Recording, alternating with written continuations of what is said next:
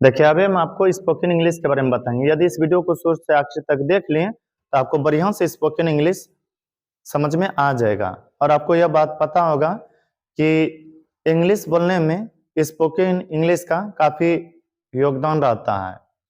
और आप यदि चाहते हैं कि एक दूसरे से अच्छा से बातचीत कर ले अंग्रेजी में, तो आपको बढ़िया से स्पोकन इंग्लिश सीखना ही पड़ेगा। तो ध्यान दीजिए, अभी कुछ स्पोकन इंग्लिश का महत्वपूर्ण लाइन बताएंगे जो कि यहाँ पर दिया हुआ है, तो ध्यान दीजिएगा। जैसे पहला है,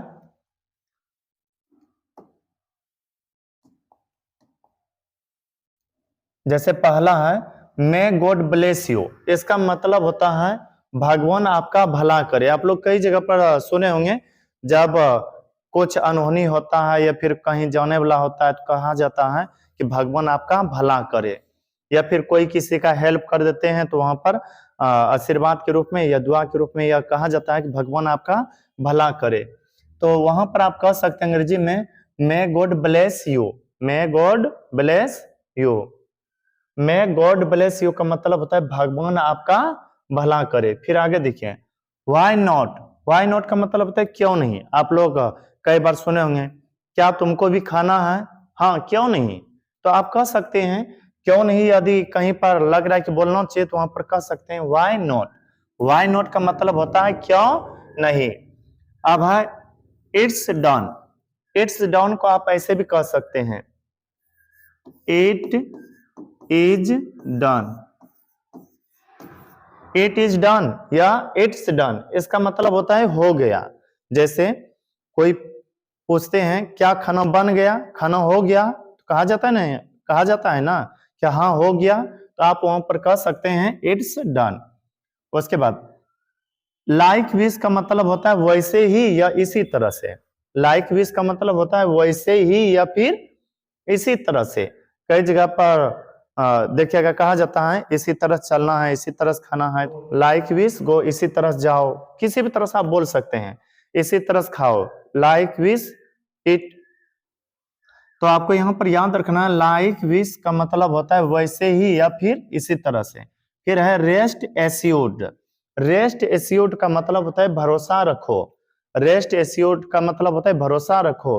कई बार देखिएगा बढ़िया से तैयारी कर रहे होते हैं तो लोगों के द्वारा कहा जाता है भरोसा रखो कि आगे सब कुछ ठीक ही होगा। तो रेस्ट एश्योर्ड का मतलब होता है भरोसा रखो। Take care. टेक केयर का मतलब होता है ध्यान रखना। कई जगह पर जब कोई जाने लगते हैं ना, कहा जाता है अपना ध्यान रखना, ध्यान रखना या स्वयं का ध्यान रखना, किसी भी तरह से बोला जा सकता है। तो आप वहां पर कह सकते हैं इंग्लिश में टेक केयर। टेक केयर का मतलब होता है ध्यान रखना। टेक केयर का मतलब क्या होता है? ध्यान रखना। दो चार बार मन ही मन चलाइएगा ना या दोहराइएगा इसको मन में तो याद हो जाएगा। टेक केयर का मतलब होता है ध्यान रखना। Not at all. Not at all का मतलब होता है बिल्कुल नहीं। कई जगह पर सुने होंगे, क्या दौड़ना है? बिल्कुल नहीं। खाना है? बिल्कुल नहीं। तो बिल्कुल नहीं यदि लगता है कि कहीं बोलना है, इंग्लिश में ट्रांसलेट करके बोल सकते हैं not at all. Not at all. Not at all का मतलब होता है बिल्कुल नहीं।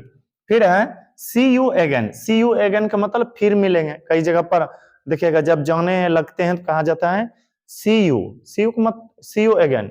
सी you again. See you again का मतलब क्या होता है? फिर मिलेंगे। या फिर आपको लगता है कि हम किसी से दूर जा रहे हैं और उनको यह कहना हो कि फिर मिलेंगे और अंग्रेजी में बोलने के लिए चाहते हैं तो कहिए see you again. See you again. See you again का मतलब होता है फिर मिलेंगे। गाड़ी के पीछे भी लिखा हुआ रहता है फिर मिलेंगे। किसी किसी गाड़ी में लिखा हुआ देखिएगा रहेगा see you again. See you again का मतलब होता है फिर मिलेंगे। फिर आगे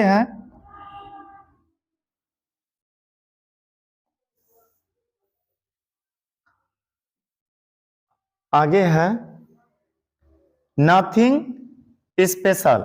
नथिंग स्पेशल का मतलब होता है कोई खास बात नहीं। स्पेशल का मतलब होता है खास। जैसे लोगों के द्वारा सुने होंगे खास मेहमान है, स्पेशल मेहमान है। तो नथिंग स्पेशल का मतलब होता है कोई बात नहीं। नथिंग स्पेशल का मतलब कोई बात नहीं। कई जगह पर देखिएगा कोई दूध ला रहे होते हैं, गिर जाता है और वह डरने लगता है कब क्या होगा, तो दूसरे के द्वारा कहा जाता है कोई बात नहीं है, तो वहां पर आप कह सकते हैं नथिंग स्पेशल। नथिंग स्पेशल का मतलब होता है कोई बात नहीं। फिर आगे है how will go. How will go, how will go का मतलब होता है तुम कैसे जाओगे। हाउ विल गो का मतलब तुम कैसे जाओगे, और याद रखिएगा यहीं पर कई सारे सेंटेंस बना सकते हैं। हाउ विल गो मतलब तुम कैसे जाओगे। अब सोचिएगा हाउ विल कम, इसका मतलब क्या होगा, तुम कैसे आओगे। कम का मतलब आना होता है। अच्छा बोले तो हाउ विल ईट, इसका मतलब क्या हुआ, तुम कैसे खाओगे। हाउ विल प्ले, तुम कैसे खेलोगे। हाउ विल राइट, तुम कैसे लिखोगे। हाउ विल डांस, तुम कैसे नाचोगे। इसी तरह से बहुत सारा सेंटेंस खुद से बना सकते हैं। और जब जब जब लगे कि यहाँ पर यह चीज बोलना है और उसका इंग्लिश जानते हैं, तो कोशिश कीजिएगा आप लोग इंग्लिश में बोलने का। इंग्लिश में यदि बोलने का थोड़ा थोड़ा भी प्रयास करते हैं ना, तो बहुत सीख लीजिएगा। एक कहावत भी है ना, कुछ कुछ प्रयास से बहुत कुछ हो जाता है, या फिर कुछ कुछ से बहुत कुछ होता है। यदि आप एक एक अंश भी सीखते रहें तो एक दिन ऐसा लगेगा कि हाँ स्पोकन इंग्लिश कुछ ना कुछ सीखे हैं। अब मिलते हैं किसी अगला वीडियो में, तब तक के लिए धन्यवाद।